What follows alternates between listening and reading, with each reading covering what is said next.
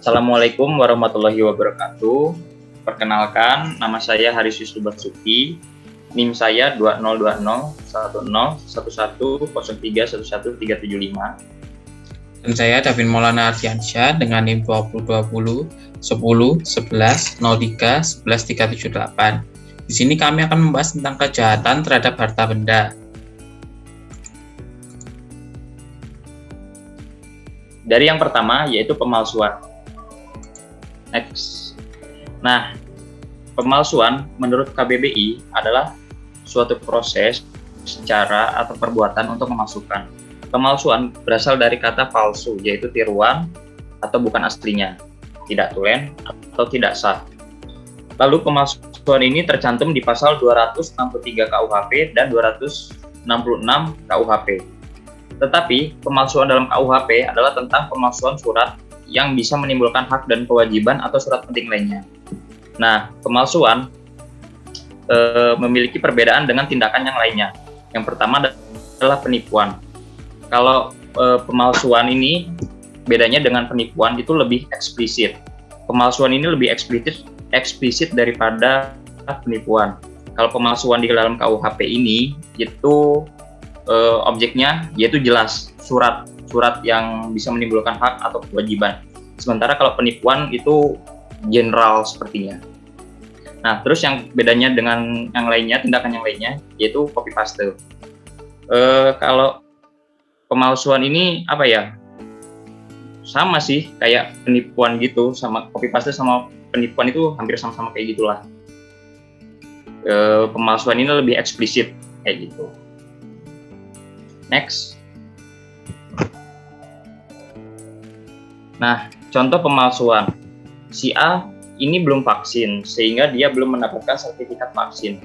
Tetapi, dia hendak berpergian ke luar kota, contohnya seperti ke Bandung, menggunakan kereta api. Yang mana bila hendak menaiki kereta api, salah satu syaratnya adalah memiliki sertifikat vaksin. Kemudian, si A, berkat kepiawaiannya, memiliki kemampuan untuk menjalankan Photoshop. Akhirnya, si A memanipulasi sebuah sertifikat vaksin dengan menggunakan namanya. Seolah-olah dengan sertifikat tersebut, dia telah dinyatakan sudah vaksin dan berhak untuk naik kereta api. Next. Nah, yang kedua adalah pemerasan dan ancaman.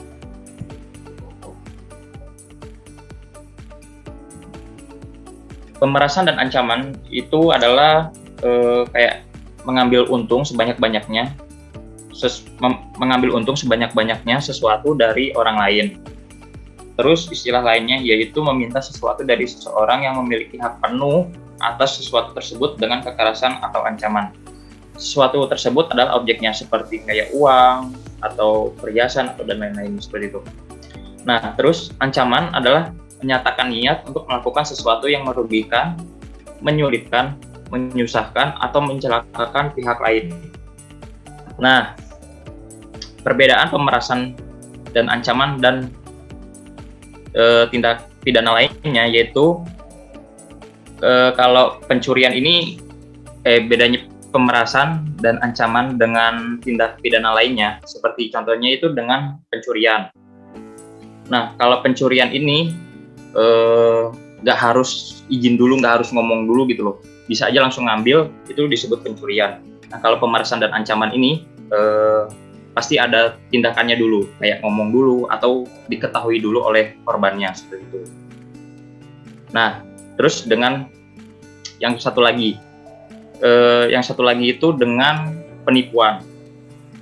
Jadi kalau ancaman ini kan tidak maksud dengan membohongi. Nah, tapi kalau penipuan ini adalah dengan maksud membohongi seperti itu. Lalu pemerasan dan ancaman dalam Kitab Undang-Undang Hukum Pidana. Dalam pasal 368 yaitu pemerasan dan ancaman ini menggunakan ancaman kekerasan. Nah, kalau dengan pasal 369 ini itu menggunakan ancaman lisan atau tulisan. Jadi bedanya kalau 368 itu menggunakan ancaman kekerasan, ada tindakan fisiknya. Nah, kalau pasal 369 ini hanya sebatas menggunakan ancaman ini melalui lisan atau tulisan seperti itu. Next. Nah, ini adalah contoh pemerasan dan ancaman dalam pasal 368 KUHP. Jadi, si A ini menginginkan uang si B. Kemudian, si A ini memaksa B untuk memberikan uangnya kepada si A dengan cara kekerasan. Meskipun si B menolak, tapi kemudian si A akan mengancamkan menggunakan kekerasan kembali apabila si B tidak mau memberikan uangnya kepada si A, seperti itu. Next. Nah, contoh lainnya di pasal 369 KUHP. Si A menginginkan uang si B. Kemudian, si A ini memaksa B untuk memberikan uangnya kepada si A dengan cara mengancam si B. Meskipun si B menolak, tetapi kemudian si A ini akan mengancamkan menyebarluaskan rahasia si B apabila si B tidak mau memberikan uangnya kepada si A. Seperti itu. Terus yang ketiga adalah penghancuran dan perusakan. Penghancuran itu adalah suatu proses atau cara meniadakan yang sudah ada. Biasanya penghancuran ini adalah sesuatu yang besar menjadi sebuah ukuran yang lebih kecil atau berkeping-keping. Nah, kalau perusakan itu adalah proses atau cara merusak. Rusak adalah tidak sempurna lagi atau tidak seperti aslinya lagi, seperti itu. Nah, bedanya penghancuran dan perusakan dengan tindakan lainnya yaitu adalah misal contoh melukai anggota tubuh. Di sini beda konteks banget gitu loh. Kalau penghancuran dan perusakan ini itu lebih spesifiknya ke barang. Nah, kalau melukai anggota tubuh itu lebih spesifiknya ke fisik orang lain, seperti itu. Jadi penghancuran dan perusakan itu juga sudah tercantum dalam pasal 406 hingga 412 dalam KUHP. Seperti itu. Contoh penghancuran dan perusakan. Jadi si A ini merasa iri dengan si B karena si B diberi hadiah oleh si C. Nah, merasa tidak terima dan meluapnya emosi si A ini kemudian menghancurkan barang si B yang tadi diberi oleh si C.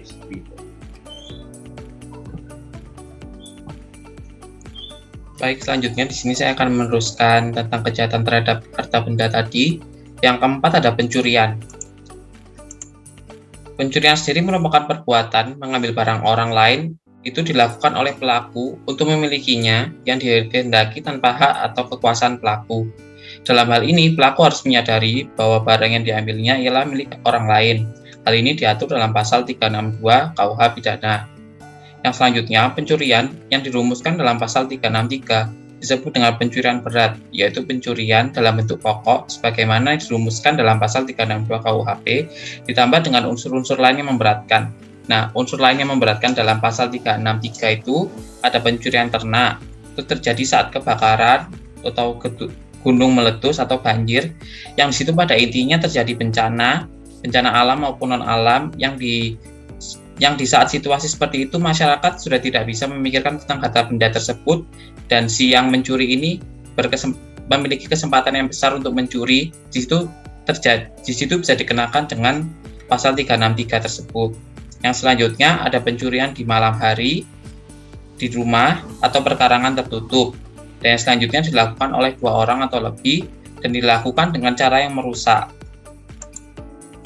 Contoh pencurian dalam pasal 362 seperti si A mengambil sebuah handphone di sebuah restoran yang pada saat itu pemiliknya sedang berada di kasir dan lupa membawa handphone tersebut, sehingga si A mengambil handphone tersebut karena pemilik lengah. Nah, di contoh yang ini itu bisa dikenakan di pasal 362 karena ini masih bukan yang memberatkan, masih yang biasa karena si A tadi nggak memenuhi kriteria-kriteria tambahan. Yang selanjutnya ada contoh pencurian di pasal 363 atau yang memberatkan tadi. Si A melakukan pencurian bersama 2 orang temannya di sebuah rumah pada malam hari. Mereka bertiga mencuri barang elektronik dan perhiasan yang ada pada rumah tersebut. Nah, kenapa ini bisa dikenakan di pasal 363? Karena si A tadi melakukan pencurian bersama 2 orang. 2 orang temannya. Jadi mereka melakukan pencurian dengan 3 orang di sebuah rumah pada malam hari. Nah, itu juga termasuk dalam tindakan yang memberatkan, maka bisa dikenai di pasal 363. Selanjutnya ada penggelapan. Penggelapan diatur dalam pasal 372 KUH Pidana. Yang termasuk penggelapan adalah perbuatan mengambil barang milik orang lain, sebagian atau seluruhnya, di mana penguasaan atas barang itu sudah ada pada pelaku, tapi penguasaan itu terjadi secara sah. Misalnya, penguasaan suatu barang oleh pelaku terjadi karena pemiliknya menitipkan barang tersebut, atau penguasaan barang oleh pelaku terjadi karena tugas atau jabatannya. Contohnya seperti di pasal 372, si A membawa kabur mobil yang dititipkan tetangganya. Nah, A hanya membawa kabur mobil tersebut dan tidak berniat menjualnya, maka dikategorikan sebagai penggelapan. Yang selanjutnya penadahan. Penadahan sendiri diatur dalam pasal 480 yang berbunyi dengan hukuman penjara selama-lamanya 4 tahun atau denda sebanyak-banyaknya 900.000 dihukum. 1. Karena sebagai sekongkol, barang siapa yang membeli, menyewa, menerima tukar, menerima gadai, menerima sebagai hadiah, atau karena hendak mendapat untung, menjual, menukarkan, menggadaikan, membawa, menyimpan atau menyembunyikan sesuatu barang yang diketahuinya atau yang patut disangkanya diperoleh karena kejahatan. Yang kedua, barang siapa yang mengambil keuntungan dari hasil sesuatu barang yang diketahuinya atau yang patut harus disangkanya barang itu diperoleh karena kejahatan. Nah, untuk contohnya, si A membeli barang dengan keadaan yang tidak wajar dan harganya jauh lebih murah dari pasaran. Maka dapat dicurigai bahwa barang tersebut dapat saja barang gelap. Apabila memang barang gelap tersebut memang itu merupakan barang gelap, maka A dapat dianggap melakukan tindak pidana penadahan. Contoh lainnya misalnya kita berbelanja, misalnya mendapatkan barang black market, itu termasuk juga sebagai tindak pidana penadahan. Seperti misalnya HP-HP yang black market yang tidak terdaftar, IMEI-nya itu juga bisa dikatakan sebagai tindakan penadahan karena barang tersebut didapatkan secara yang tidak wajar dan ilegal. Ya, sekian dari presentasi kami. Kami ucapkan wassalamualaikum warahmatullahi wabarakatuh.